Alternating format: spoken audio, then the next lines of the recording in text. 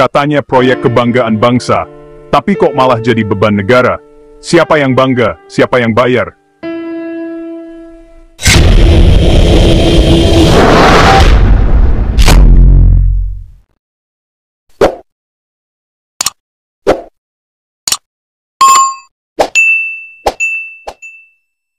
Section 1 pengantar, kebanggaan di atas kertas, utang di dunia nyata. Mereka bilang ini adalah mahakarya, sebuah lompatan peradaban yang akan dikenang sejarah. Mereka menjanjikan kecepatan, efisiensi, kemegahan, tanpa membebani sepeser pun uang rakyat dari anggaran pendapatan dan belanja negara ya. Foto-foto mereka terpampang gagah, seolah berkata, lihat, inilah bukti kerja kami. Proyek ini dinamai dengan kata yang menggambarkan kecepatan, whoosh, dijanjikan akan melesatkan kita semua ke masa depan. Tapi pertanyaan yang kini menggantung, jika ini proyek kebanggaan, mengapa yang terasa justru beban? Jika ini untuk rakyat, mengapa rakyat yang kini harus bersiap membayar cicilannya? Section 2 angka bicara membeda 982 triliun yang membengkak.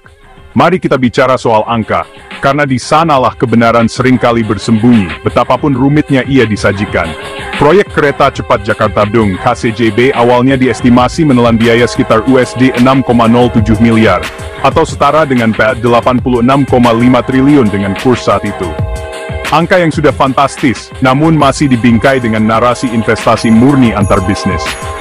Namun, seperti bola salju yang menggelinding menuruni bukit, biaya itu terus membengkak. Laporan demi laporan menunjukkan adanya cost overrun, atau pembengkakan biaya yang signifikan.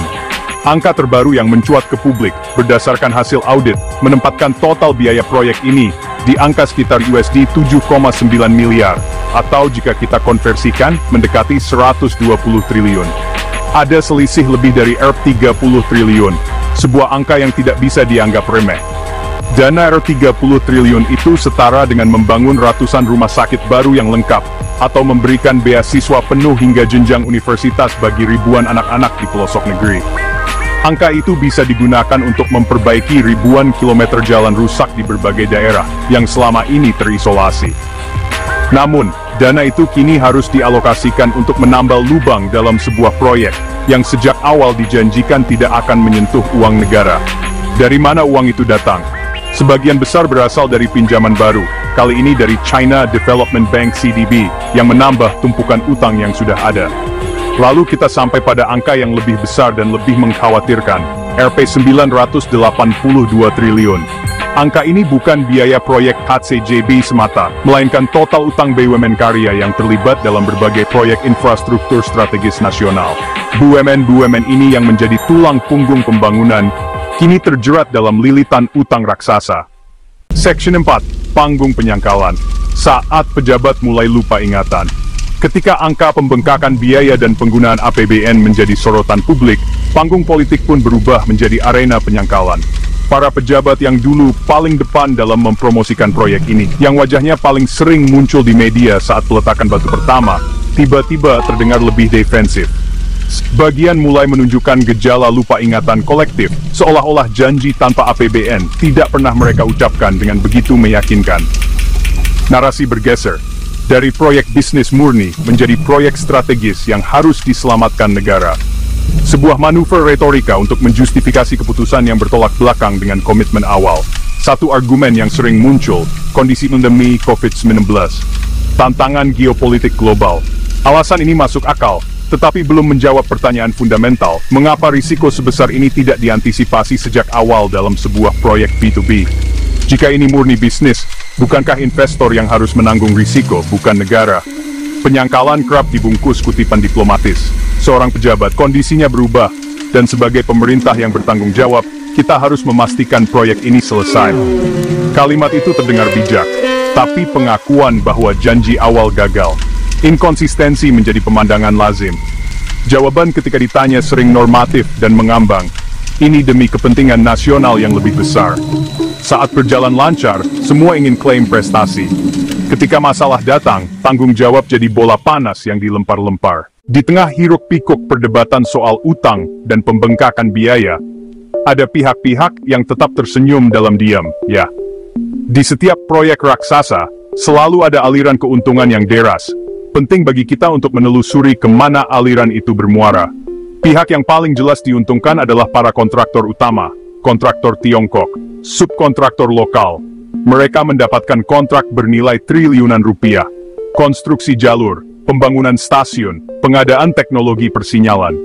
Bagi mereka, proyek ini adalah ladang bisnis yang subur.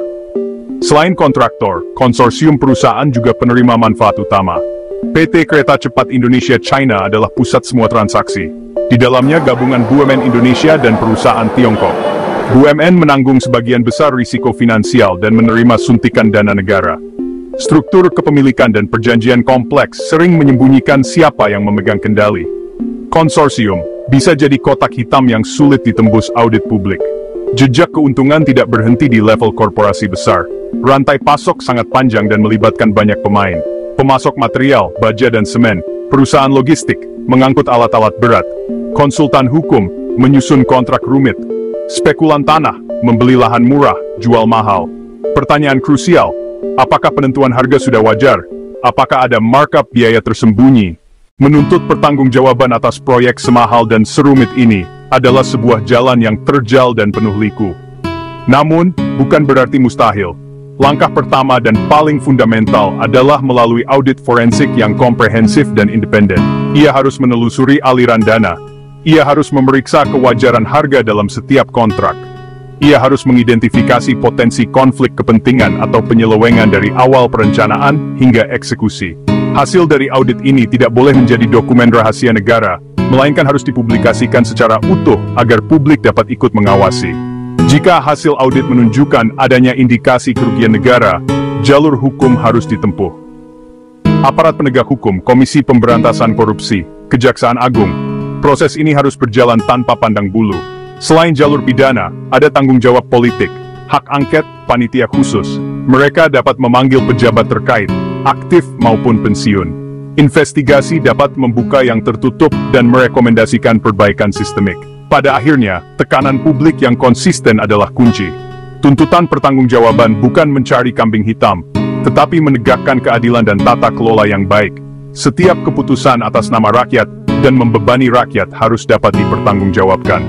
Hingga tuntas tanpa terkecuali. Analisis singkat, apakah pemerintahan baru akan membuka ulang kasus ini? Atau hanya jadi angin lewat? Katanya mau bersih-bersih, tapi kalau kotorannya disapu ke bawah karpet, ya tetap bau. Pilihan nyata, transparansi menyeluruh, atau kompromi yang menguapkan akuntabilitas. Publik menunggu langkah konkret, audit dipublikasikan, kontrak dibuka, skema utang dijelaskan. Tanpa itu, angin segar hanya jadi narasi baru di atas pola lama. Pilihan ada di meja kekuasaan, dan catatan sejarah menunggu tinta yang jujur. Bukan proyeknya yang cepat, tapi cara mereka menguras uang rakyat. Siapa sebenarnya yang sedang diwushkan?